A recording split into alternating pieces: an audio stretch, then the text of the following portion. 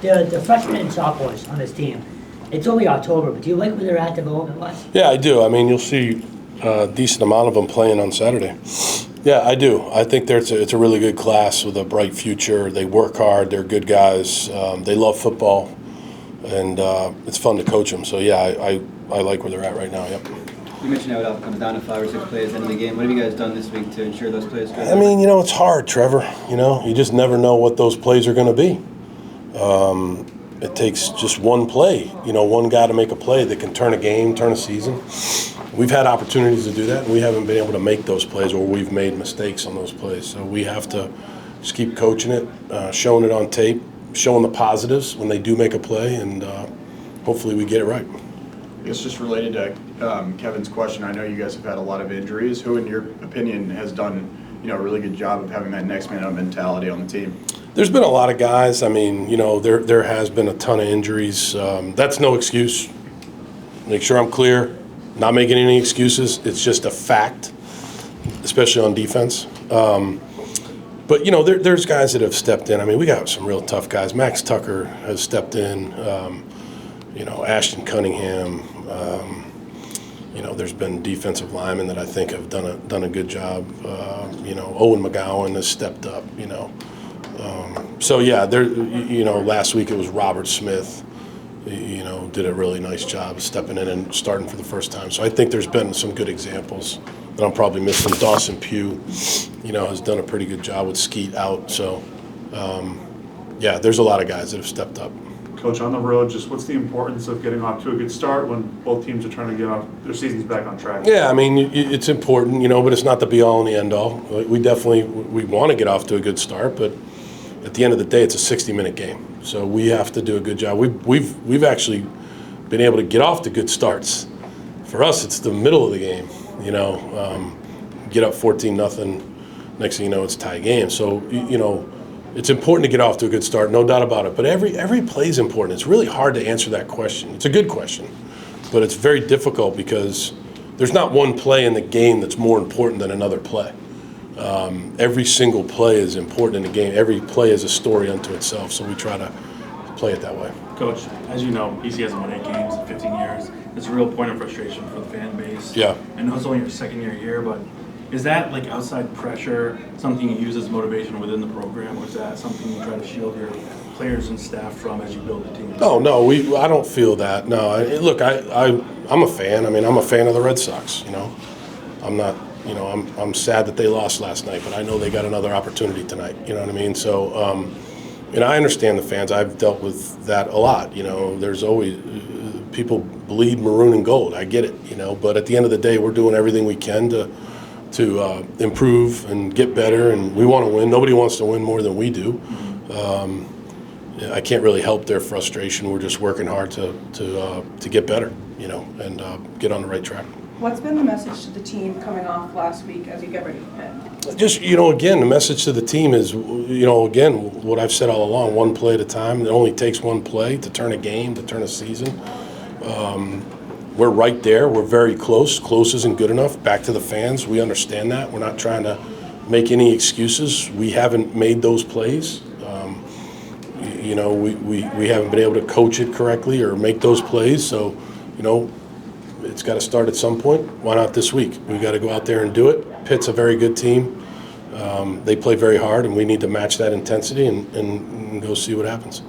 Pitt leads the ACC in sacks. What do you see from them in that area? Yeah, they got great. Yeah, they do a good job defensively. They have a good pressure package. They got good players up front, so it's going to be a big challenge for us, no doubt about it.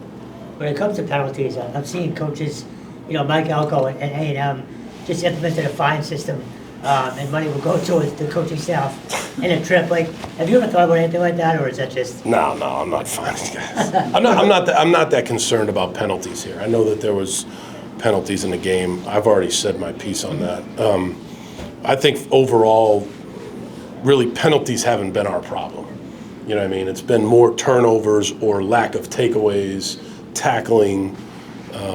Those have been our issues more than penalties. Not to say we're going to all of a sudden become an undisciplined bunch. That's not what I'm saying. But I'm not fining guys for penalties. And I think he was kidding. I saw that. And I know Mike. But I don't think he was saying they could fund a Cabo trip for the. We don't have Cabo trips for the coaches here at BC. What player does Desmond Reed remind you of? Man, he's good. Yeah, he's fast. He's quick. I don't know. You know, it'd be hard for me to say that. I guess the back from Buffalo. I think what's the guy's name? James Cook. Yeah, he's good. Yeah, he's like that. I'm not saying he's James Cook, but he's very, very fast and quick. He can bounce it to the outside. You better make sure you set the edge, or it's going to be a real problem. So it's a big challenge for us, no doubt. And Coach, speaking to second half adjustments, anything you saw in the film? I think it was like only 15 points in the last 3 games in the second half that you saw, like as far as your takeaways of what might be going wrong there. Turnovers, Yeah. without a doubt. Drive the ball. Let me give you a couple examples. Drive the ball down against Stanford, late twice, bad snap.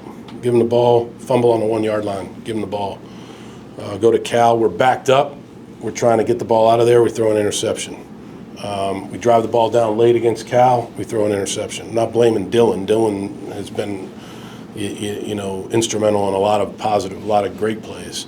But we have to stop turning the ball over, right? Drive the ball down, get a great turnover on the punt against Michigan State. Drive the ball down inside the 20-yard line. We run it to the 1 yard line. We fumble the ball. Turnovers. Plain and simple.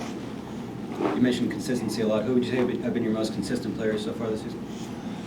I mean, you know, I think Logan Taylor's been very consistent. You know, we've asked him to do a lot. I think the last couple games, Mike Crounce has been very consistent.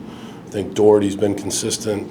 I think on defense, you know, Owen McGowan has been very consistent. I think Carter Davis has been a consistent player.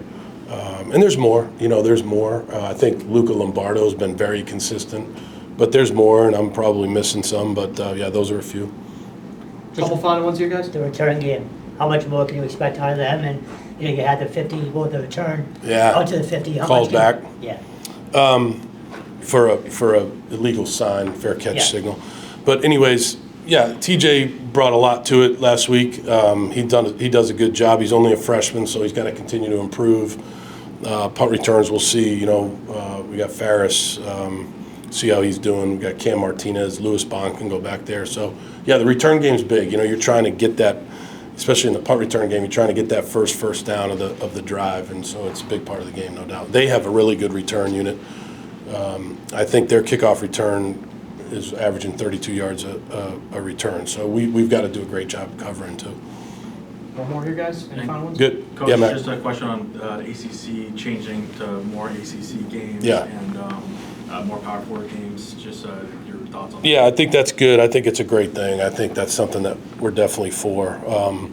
To play 9 ACC games is very, very important. I think that's great for the fans. You know, even more home games. You know what I mean? That are premium type games. So no, I think it's awesome. I think it's a great thing.